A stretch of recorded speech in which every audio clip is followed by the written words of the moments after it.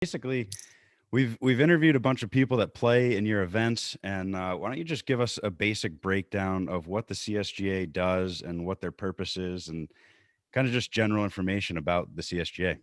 Yeah, so we're CSGA is Connecticut State Golf Association for anybody that's out there that doesn't know that. We were founded in 1899, so we're a pretty old organization. We're actually the oldest state golf association in the country. There's a handful of other golf associations that are regional based that are older than us, but we are the oldest state golf association in the country. Wow. And basically our mission is to, you know, what we do helps better the game for our member clubs and for their golfing members. So anything that we can do to assist in that fashion is what we do. Obviously, back in 1899, we were founded mostly to conduct statewide championships. So you had, US Amateur and US Open at the time, and then they wanted statewide competitions as well. So, several clubs got together and said, let's put on a competition, and that's kind of how we were founded, and we still obviously put on all those championships now. But since then, we've been more of a grow the game, keep all those initiatives alive, invest in the future, and make sure that all the products that we put out, including the handicap services, the course ratings, and all the functions that we do for the member clubs, are up to par. Yeah, very cool. We you actually, I mean, I looked into it, and the club that we play at, Candlewood, you actually keep track of all our handicaps too, and I didn't even know that. So yeah, so we have just about every club in the state. Every club in the state is a member of the CSGA. There's a handful of clubs down in Fairfield County that's a Metropolitan Golf Association issues the handicaps for, but we have about 175 handicap clubs in the state and approximately 50,000 total members. Wow. That's a lot. Yeah. So Ryan, in your position, I guess what's your background? Obviously, again, looking you up and doing some research on you, it seems like you've been with the association for a long time. So I guess what made you get into this, and what's your background? Yeah, so this is going on my 17th season, believe it or not, at the CSGA. So I started when I was a senior in college.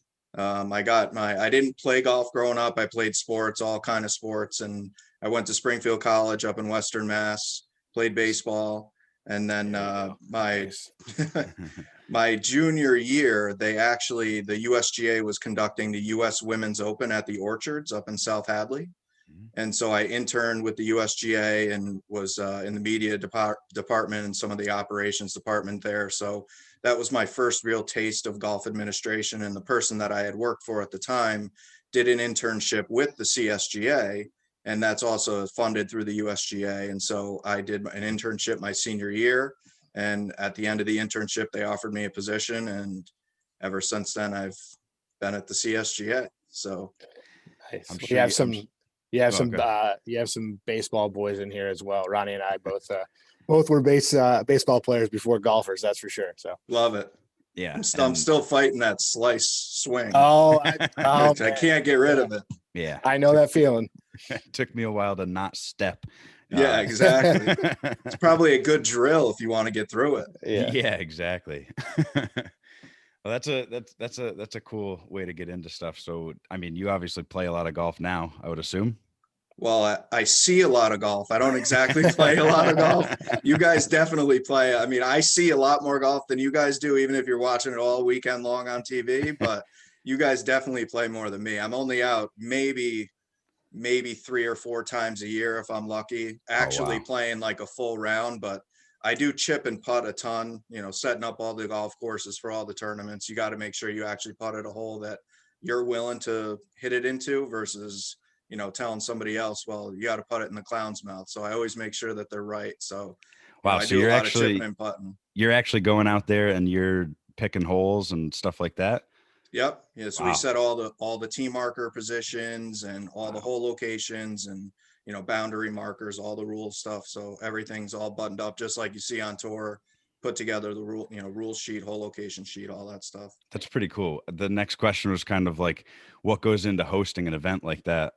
That's some of it. What else do you have to do to host an event with hundreds of players involved? And, you have so many events. So like, how hard is it for you to keep track of everything, and what do you mainly do? Yeah, so I mean, it becomes a little bit difficult in the summer to manage a lot of that stuff. I mean, it's more of the time stuff. We end up seeing, you know, we'll be at a tournament conducting, say, the Connecticut Amateur, and you got the round of 32 going out, and you got to turn over matches, but at the same time, we have 5 qualifiers going on for the Connecticut Open, and all the pairings and the rule sheets, and all that stuff has to get coordinated through for the other host clubs. So a lot of times it's a juggling act. So we're actually hosting an event, conducting an event, but at the same time, we're putting all the plans into place for the other events down the road. So it's a lot of, it's a lot of patience. It's a lot of juggling stuff around. But there's, the players see, they see just us conducting the tournament. They don't necessarily see, the background, and they shouldn't have to see that. I mean, that's part of our function, is to make sure that, they show up, they have a good time, they compete at a high level, and they don't have to worry about what's going on in the background. So, Right. we make sure that all that stuff's buttoned up, ahead of time. So with all that going on, how big is your team? Like, So there's 8 of us that are full-time. And then we have a controller as well, who's, full-time, kind of part-time, depending on the season. And then we flex out in the summer. We have 3 to 4 interns at times, and that help us out primarily in the summer months. So, doing a lot of, getting their feet wet, similar to what I did 15, 16 years ago, making sure that, the tents are in the right place and the water coolers are filled up, stuff like that, it doesn't seem all that great, but you got to get your start somewhere. So, we're really small as far as a full-time professional staff, but we do have a core group of volunteers, about 100, mostly retired men and women that come out, and they, ball spotters, rules officials, marshals, things like that. right. Yeah, that was my next question, because that doesn't seem like enough people to conduct all the stuff that you're doing. Yeah. You probably don't get a lot of days off, but the volunteers obviously play a pretty big role. Yeah, the volunteers are huge. I mean, we are a volunteer-based organization. We have a board of directors, we have an executive committee, all of whom are volunteers. And then on top of that, we have a bunch of guys that, guys and gals that, mostly retired, but, just love golf or love the rules of golf. And they just want to give back to a game that they feel has given them so much over their lifetime. So, they really love coming out, whether it's, like I said, ball spotting, hole marshaling, any sort of job. And, by and large, anything I ask these folks to do, they do. So, we really couldn't do it without the volunteer base that we have. And we're fortunate to have them. A lot of other golf associations don't have as many. And we're fortunate in Connecticut that geographically kind of a small state. So, if you guys are in New Milford and you want to get over to Madison, you might say, well, I don't really want to do that, but it's only about an hour. So a lot of guys, and then especially when you show up and, it's some of the most beautiful places on the planet that you're showing up to, and you get to be out at Shore Haven or Country Club of Fairfield and sit out there all day. I mean, it's not a bad setting to go volunteer your time. Exactly. You might have to get the lefties lounge in there. Yeah, exactly. Yeah. So you mentioned the courses, Ryan, and I saw that the 2021, I guess, course championship schedule has been released in terms of what courses will be played. How are those chosen? What goes into that process? And are you part of that process in choosing it? I guess take us through, which courses are selected and why. Yeah, so the scheduling process can be one of the more challenging. We'll call it an opportunity to succeed, not necessarily a challenge. But a lot of the scheduling is an ongoing process. And we have, between all those tournaments that we have a lot of ones that are just 1-day qualifiers or 1-day tournaments, parent-childs, father-sons, things like that are just 1-day tournaments. And then we obviously have the big major tournaments, the Palmer Cup, the Amateur, the Open. A lot of those things over the years, what we do is try to identify, one, the clubs that are receptive to hosting, and then 2, the clubs that the players want to be at. And what we try to do is balance that between, the club that might not necessarily have the championship style golf course that the players really want, and balance that out with not every place you go to is going to be Winged Foot. So, sometimes you have to be able to go and find the diamond in the rough. And we've done that from time to time, has found clubs that people haven't really heard much about. And, we haven't really played there. I mean, you guys are up that way, but Bulls Bridge for one, I mean, it was, it started out in small little club, not, a ton of people knew about it. And then, we started hosting our tournament of champions there. We've had US amateur qualifying, bunch of stuff up there, and guys rave about the place. I mean, it's spectacular. It's beautiful. So, we're heavily involved in that all year long. We have multiple, 6, 8, 10-year plans with certain clubs that we try to identify which ones we want to be on. Like the Connecticut Amateur is booked out through 2027. The Connecticut Open's booked out through 2030. The Connecticut Mid Amateur for a couple of years, the Senior for a couple of years. So a lot of time, sometimes clubs reach out to us directly, and other times we go out to them and we try to, get in the fold with what they want to do. Like this year, the 2021 Connecticut Amateurs are going to be at Hartford Golf Club. Okay. And Hartford Golf Club celebrating their 125th anniversary. So it's a big deal for that club. I mean, not many businesses around that have been open for 125 years. So for that club to have thrived for that long, they're really proud of it. So we put a plan into place a number of years ago, maybe 6 or 7 years ago, and targeted them and talked to them and really got them to buy in. I'm happy to say they're thrilled. They couldn't be any more thrilled, to get rolling on that. Well, that was one of my, I was going to ask that, obviously with the US Open and those things are planned out for years and years. I was interested to see if that was the case, and it sounds like it is. Speaking of clubs that I was surprised, Ronnie, and I don't know if you were, I think it was Evan who mentioned to us that Fairview Farms, which is up in Harlingen, Connecticut. I was surprised to hear that. Speaking of clubs, kind of a diamond in the rough, we play that club, all the time and every year. So that was interesting just to hear that. Yeah. And especially a place like Fairview Farm. I mean, it's a great setting. You drive up the hill, the clubhouse is beautiful, nice little practice range, so but you get a greater appreciation for, the nuances of a golf course. And even a place like Fairview Farm, not terribly long, not overly difficult, but I think every level of golfer loves that club. And that's the way that the owner designed that. He designed it to be not necessarily a championship golf course, but one that a championship could be played on, but also one that guys that are going to shoot 100 are going to go out and say, well, that was fun. Right. Because you go out and you play an 8,000-yard golf course, it's not fun for anybody. Exactly. Or you got the elephant buried in the green. Sometimes it's not fun. I mean, it's fun every once in a while, but it's not fun when the greens are rolling at 13 or 14. Yeah. So, Fairview Farm is a great little spot where guys love to go up to. They play well there. That always helps when guys are playing well. So, and I feel like with that course, they can ramp up the greens to make them pretty difficult too, because I always have a pretty hard time there.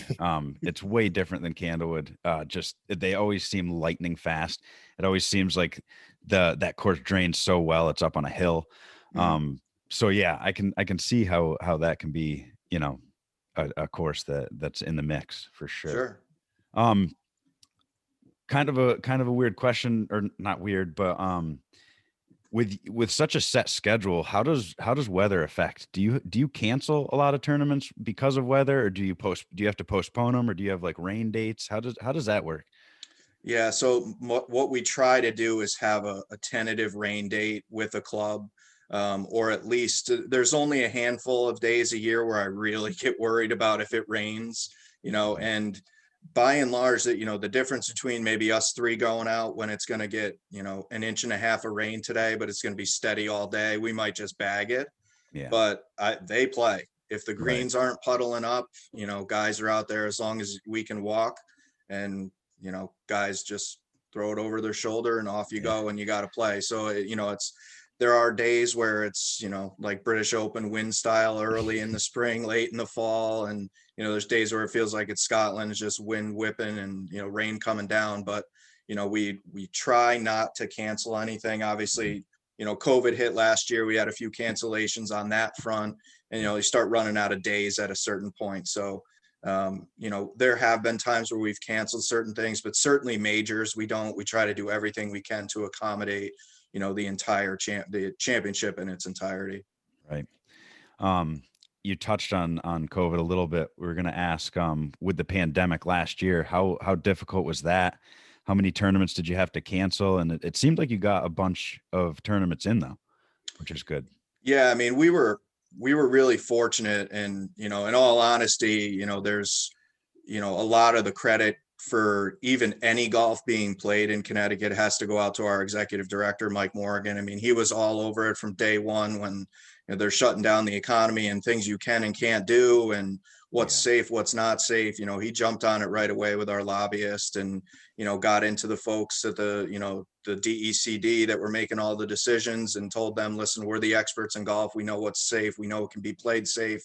And I think Connecticut golf was shut down for 12 hours, 10 hours, something like that, till they came back and said, you're good to go. So places like Massachusetts, New York shut down, Connecticut stayed open. I think one of only 2 or 3 total states in the country that stayed open basically the whole time. So, it was a tough thing in the beginning of it to know what we can do, what we can't do, how are we going to change things. But, we had a lot of supportive member clubs that still wanted to host the championships. We ran into a little bit of an issue with our women's open only because the state has the travel advisory, I think still does to this day.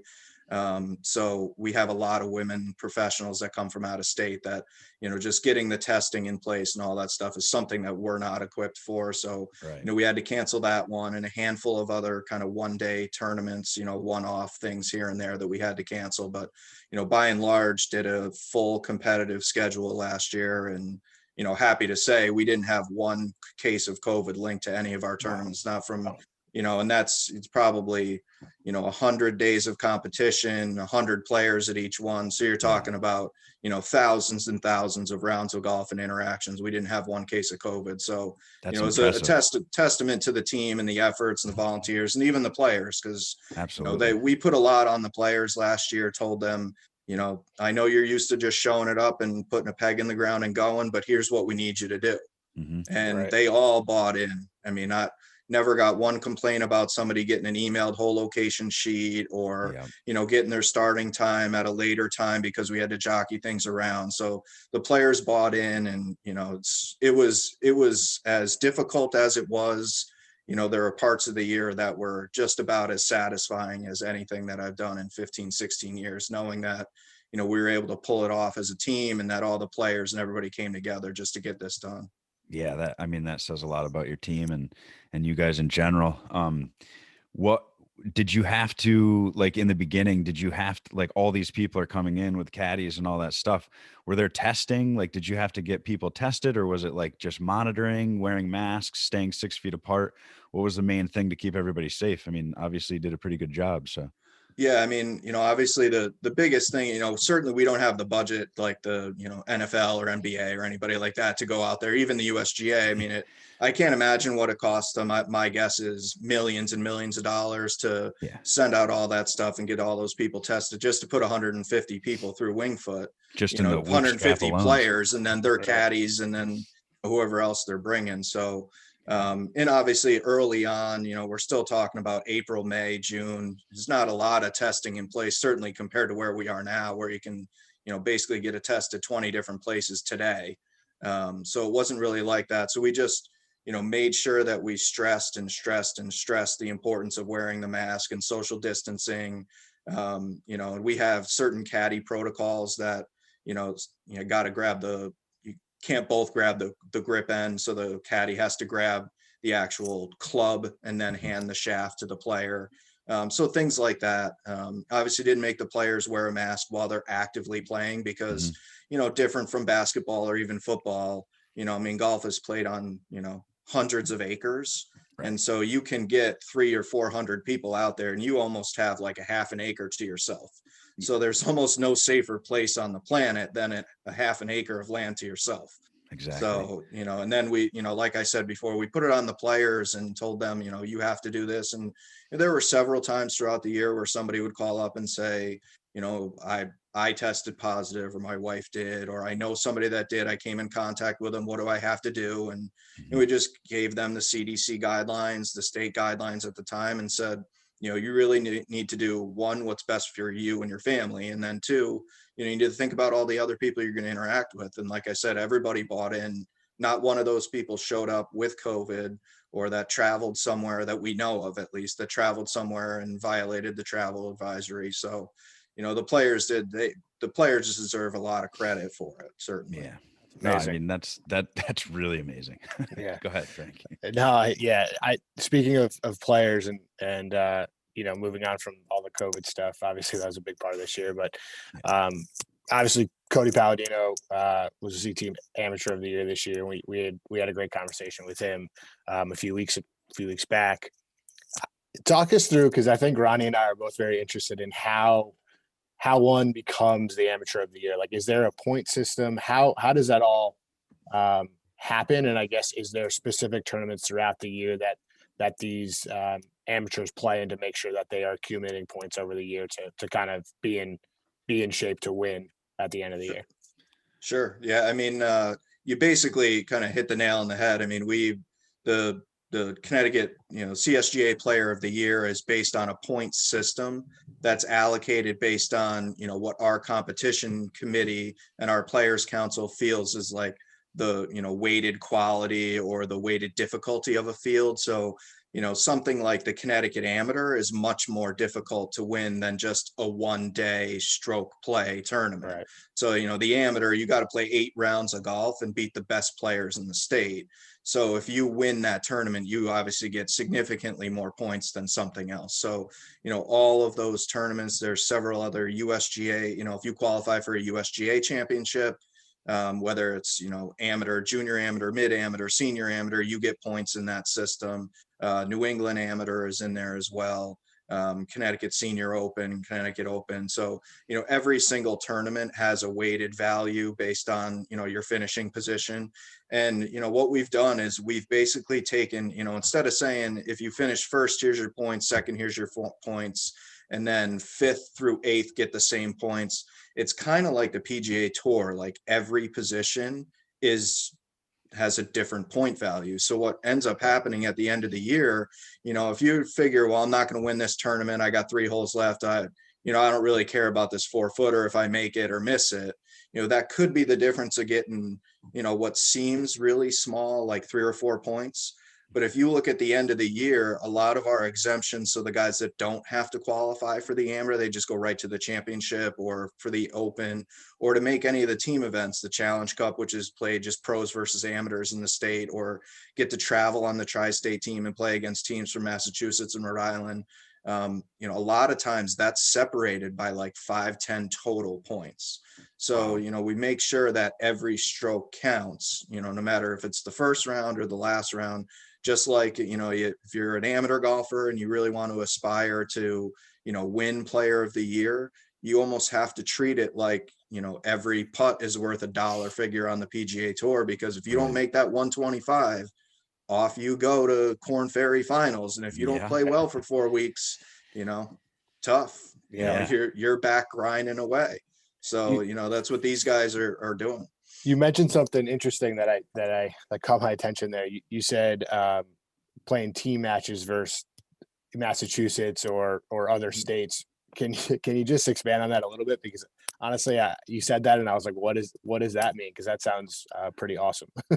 Yeah. So the TriState Matches is the CSGA has a team captain. Our team captain is Roger Ever, and he won the Connecticut Amateur, I'm going to say in the late 70s. He's, great player, and, great guy.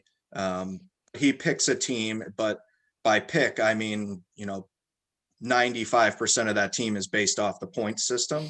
Okay. And so we have that is filled up with, I'm going to say, all the players that watch this will tell me, I don't know what I'm talking about, but I want to say it's either 10 or 12, like what we call mid amateurs. So guys that are not over 55, and then 6 seniors that are over 55. And so that's a team of players that, will travel and will go to Massachusetts and play against a team of from Massachusetts and from Rhode Island. And it's 2 days, 3 rounds. They play, foursome matches, 4-ball matches, and then they play singles matches. So it's kind of like the Ryder Cup, except it's a 3-way Ryder Cup, really. And so you accumulate points. So you're playing, You know, if it's the three of us, I'm playing against both of you on the same hole, and you two are playing against each other as well. So, you know, my gimme to you might not be your gimme to him. So Right. a lot of that stuff, you know, and it's points tallies, and, you know, Massachusetts, obviously the biggest of those three states, you know, they kind of dominate that. But, you know, a couple of years ago, CSGA, you know, went up to Massachusetts and beat them up on the Cape. So everybody was Nice. thrilled. Go.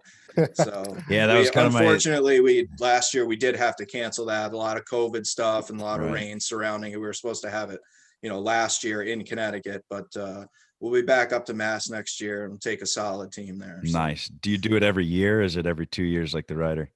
No, it's every year. And so we Nice. rotate, Cool. you know, every third year I'll be back in Connecticut. So we'll go to Massachusetts next year and then Rhode Island. So it's a great opportunity. A lot of these guys, you know, they know each other from playing, you know, junior golf all the way up through USGA stuff, New England Am stuff. And there's a lot of camaraderie in that room, you know, in a non-COVID environment when everybody can be belly up to the bar. And, Yeah. you know, after the first, you know, day of matches, you know, it's really fun to watch these guys interact with one another. And you probably got the 40 best players in New England that are Which all is in the pretty same awesome. room. So, you know, it's Yeah. really fun to watch those guys and watch them compete.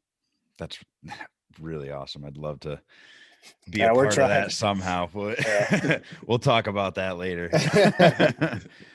So just to touch on a little bit, well, how do playing in all these events benefit an amateur? Like, what are there like a lot of college scouts? Are there like how does it benefit an amateur? Yeah, so I mean, you know, obviously in multiple ways. If you're a young, you know, say high school golfer and you aspire to play in college, there's so many opportunities now to play between, you know, Hurricane Junior Tour, AJGA. You can play in, you know, Cody and Brent's tournament, you know, the Northern Junior, if you're good enough to get, you know, to that high of a level at the junior level Yeah. to play in one of those tournaments. You know, obviously there's a lot of, you know, avenues for those kids to play.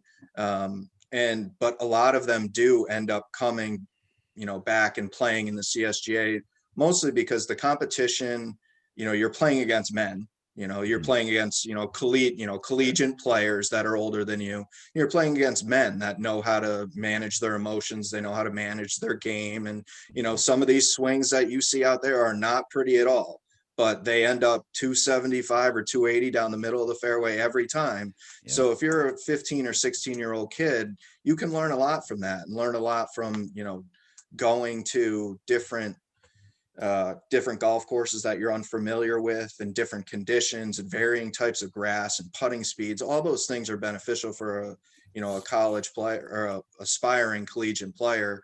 And the college coaches, they look at everything, you know, for a high school kid that says, oh, I'm only going to go play in AJGA, you know, does the high school coach look at every one of your 9-hole matches in high school? Maybe not, but if you have a 32 stroke average, he's going to notice. Right. And if you go out and you qualify for the Connecticut Amateur, you know, when you're 13 or 14 years old, I mean, I don't know if you guys are familiar with, you know, Ben James is one of the top players in the state. I think he's 16 or 17 years old. He's going to University of Virginia, I think next year or the year after. He qualified for the Connecticut Open, I think when he was 12 years old. Wow. And I'm pretty certain somewhere right around that time frame, UConn offered him a scholarship. Wow. So I mean, I can't, you know, you might have to fact check me on that, but you know, I'm I will pretty take your certain word like for it. you start making noise when, you know, you qualify for a men's championship at, you know, at that level. And then, you know, once you're in college, you need to keep your game in shape all summer. So, you know, plotting out your schedule, what events you want to target. And those guys that, you know, not just are in college, but want to aspire to being a professional, you need to start planning ahead to do that. I mean, no different than, you know, if you want to get an internship because you want to be in XYZ career, you want to be a professional golfer, you got to start training yourself early on. So certainly you come back from college, you want to set your schedule, you want to target events you know you're going to play well at, you want your game to peak at the right time. So a lot of those things, you know, and you know, those are things that have helped a lot of these guys over the years come back. And even, you know, somebody like Cody Palladino, who, you know, probably admittedly didn't have the greatest senior year that he wanted to have, you know, down at Baylor. He'll probably tell you that, you know, but he came back, and I can remember him having to qualify for, I think, the Palmer Cup or the Connecticut Amateur. He had to go down I think he went to Great Neck maybe, and he had to qualify just to play in the tournament. And then Wow. 2 weeks later, he wins the Palmer Cup. He won the amateur. He flew out to California and won something. He won the 4-ball. He won the tournament champion. So it's just somebody that needed to find a little bit more confidence in his game. And he always had it. He always probably will have it. Right. He just needed to find it. So you can use, the amateur events for any sort of thing that you want. And, in all honesty, I would say 95% of the players that play in our tournament, what they aspire to is to play in our tournaments. Okay. I think a lot of guys realize that, if you're, 37 and, you haven't made it to the PGA Tour, you're probably not making it to the PGA Tour. Yeah. If you're a legit like 4 or 5 handicap, you're really competitive at your club, you play in statewide events, but you haven't won anything, you're pretty certain you're not making to the PGA Tour. Yeah. But you can compete at a really high level still. You can go to the Country Club of Darien for the Connecticut Open, and you can go to Hartford Golf Club, and you can be, playing all these member guests, and you can play in things and be with people and to places that you could have never dreamed of just because you're a competitive golfer. And so, all these tournaments, they can do that for these players. That's pretty cool. So how would I get into an event? Like how would you? What's your handicap? Well, we don't have to talk about that right now. All right. I'm a 12.7, but we're working on getting better. That's good. I was going to say, Ryan, it's too bad you just shut down Ronnie's dreams that he's not going to make the PGA. Yeah. So you never know. Now that I know I'm not, I'm not 37 yet, but I'm pretty sure I'm not. You got plenty of time. But say I do get down some, God willing, get down to like a single digit, 5, 6, whatever. How do you get into these tournaments? You basically if you are a member of the CSGA, and by a member of the CSGA, I mean you hold a handicap from one of our member clubs. So okay, if you have a handicap from Candlewood Valley, you're a member of the CSGA. Oh, so if you get the emails from us on the 1st and the 15th with here's what your handicap is. I do. You're a member and you're eligible to play. And our tournaments aren't just limited to those championship players. They're the ones that probably get the most press, and people talk about it. It's interesting to hear all the the stories, but we do have a 1-day series. There's 13 or 14 events a year that's open to anybody, man, woman, or child of any ability range. We play in gross and net, so there's an opportunity to play in net as well. So if it's something that you're really thinking about, you certainly should. You can sign up for a one day tournament.